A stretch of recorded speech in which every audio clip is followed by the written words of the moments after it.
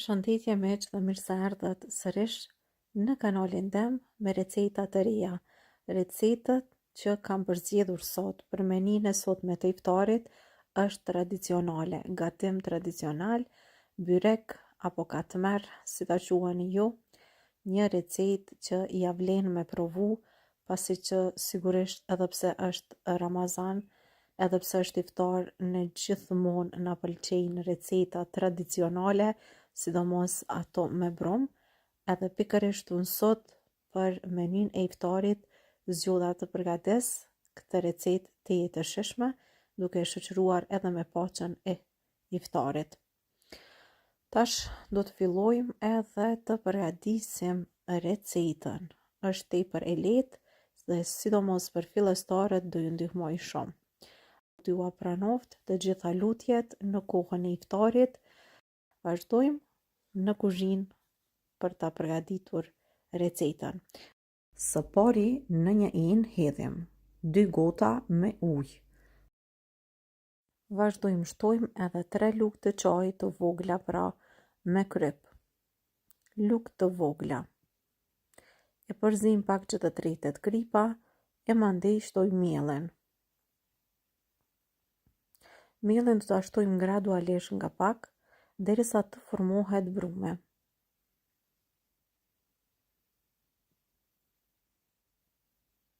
Brumin për katmerin ose byrekun do ta bëjmë të fortë, jo të butë. Pse do ta bëjmë të fortë? Për shkak se brumin do ta la me pushu dhe kur pushon brumi lëshon vet, kështu që prandaj e bëjmë të fortë. Pasi ta kemi formu, do ta lam brumin që do pushoj 15 minuta. Po vazhdoj tash dhe po e përgatis edhe mbushjen e byrekut. Në tenxhere kemi shtuar spinaç. Për shkak se mbushjen do ta bëjmë me spinaç. Shtojmë shmand pavllak, çfarë do që ju gjendet në shtëpi. Unë pra shtova 200 gram pavllak ose shmand. Tash e përzim pak, mandej hedhim edhe një vezë të plotë. Vazhdojmë me përzim, edhe siç mund ta vreni dal nga dal, po i bie vëllimi edhe spinakut. Shtojmë edhe gjizën, gjizi shtoni sa të doni, gjithashtu edhe spinaç, 500-600 gram do t'jenë të mjaftueshme për këtë recetë. Pra shtojmë gjizë edhe krejt i përzim bashk. Kështu harçin e kemi gati dhe tash vazhdojmë e përgatisim brumin. Pasi brumi ka pushuar për 15 minuta, vazhdojmë edhe marrim në tavolinën e punës.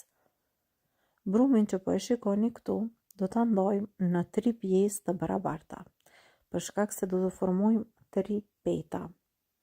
E ndajmë pra brumin në 3 pjesë të barabarta.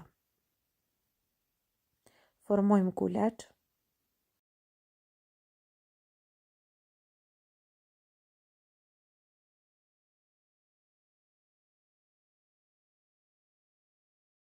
Vazhdojmë edhe marrim kulaçin e parë, duke e hapur në petë të vogël. Mund të themi sa një pjatë e rumbullakët, pra e madhe. E hapni kulaçin kështu si në video.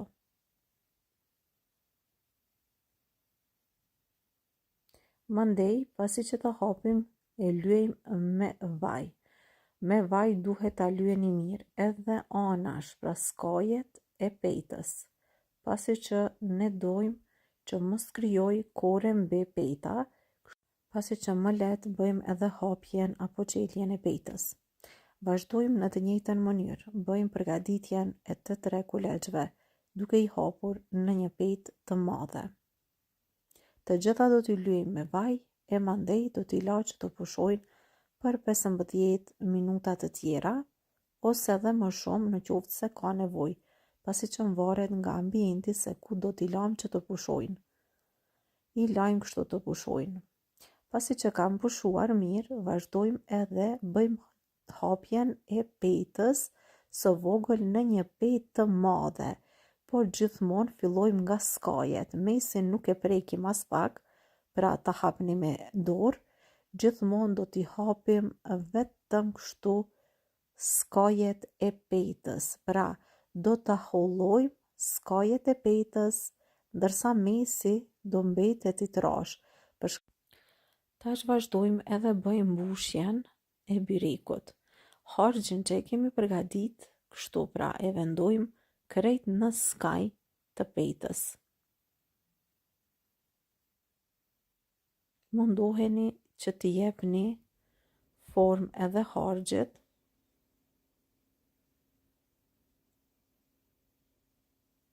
E mandej bëjmë edhe mbështjelljen e byrekut. Ne kemi vendosur kështu në skaje, edhe tash vazhdojmë edhe bëjmë mbështjelljen e byrekut në këtë formë që ju po e shikoni. Është metodë tepër e lehtë, tepër e shpejtë, edhe për fillestarët është tepër e mirë. Pra, vetëm skajet, gjithmonë skajet do i zgjasim që të hollohen mirë. E mandej mesi do hollohet vetë dhe do ta shikoni tani se si do të qelet duke e zgjatë. Ne vazhdojmë edhe mbështjellim byrekun duke e zgjatur nga pak me dorë, siç mund ta shikoni në video. Pra shikoni këtu sepse vërtet është një metodë tepër e lehtë e përgatitjes së byrekut që bëhet tepër i mirë. Vazhdojmë kështu, duke e mbështjell edhe duke e zgjat, kështu mesi i petës dal nga dal hollohet dhe bëhet krejt njëjtë. Prandaj pra mesin nuk e kemi zgjat me dorë, por e kemi lanë ashtu të trasht, sepse tash duke e zgjatur edhe petën e byrekut, ajo do të zgjatet dhe do të hollohet, do të bëhet shumë e hollë. Vazhdojmë edhe ndonjëherë lyejmë me nga pak vaj. Tash sërisht po e mbështjellim. Pra është një metodë që do ju a lehtësoj shumë punën dhe sigurisht skaje nuk do të ketë. Tash ma kemi arritur në fund. Duke e zgjat, pra edhe peta krejt në fund duhet të qohet kështu.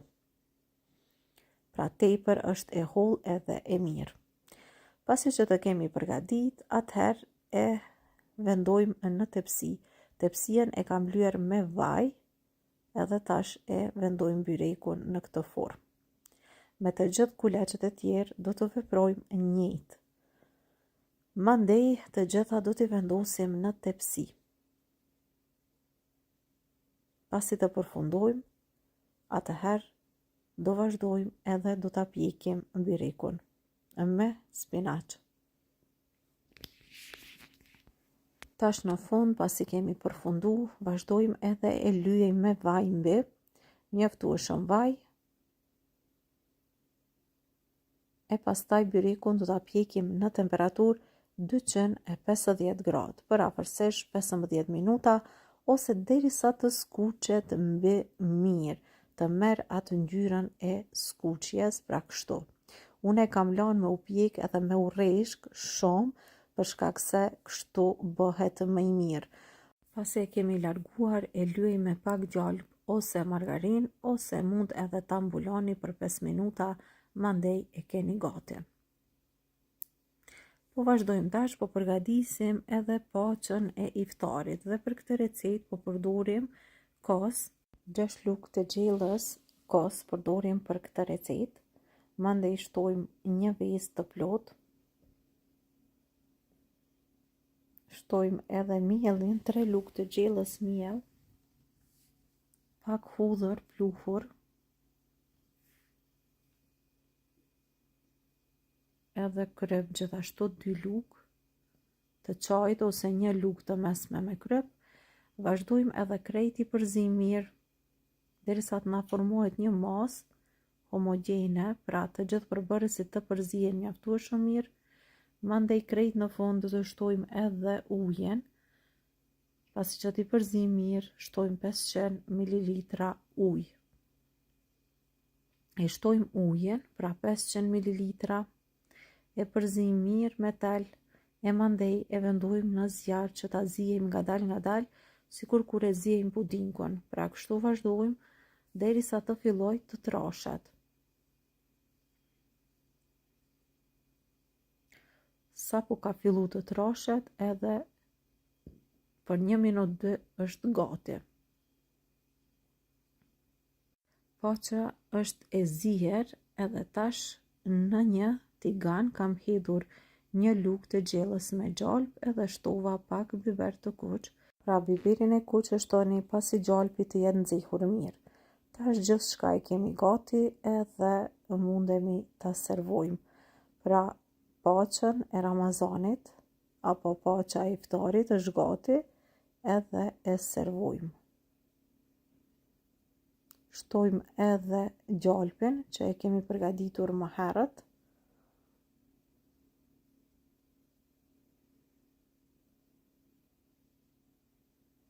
Dhe çdo gjë është gati.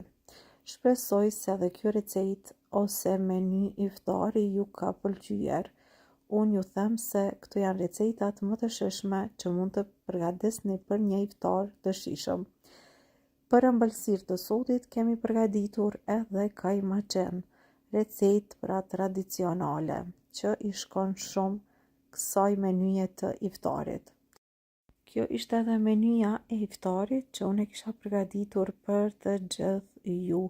Një ide se çka me përgatit për iftarin e ardhshëm. Kjo ishte edhe menyja e sotme e iftarit, me receta tradicionale dhe tepër të shijshme. Mirëmbëjtje deri në recetën tjetër.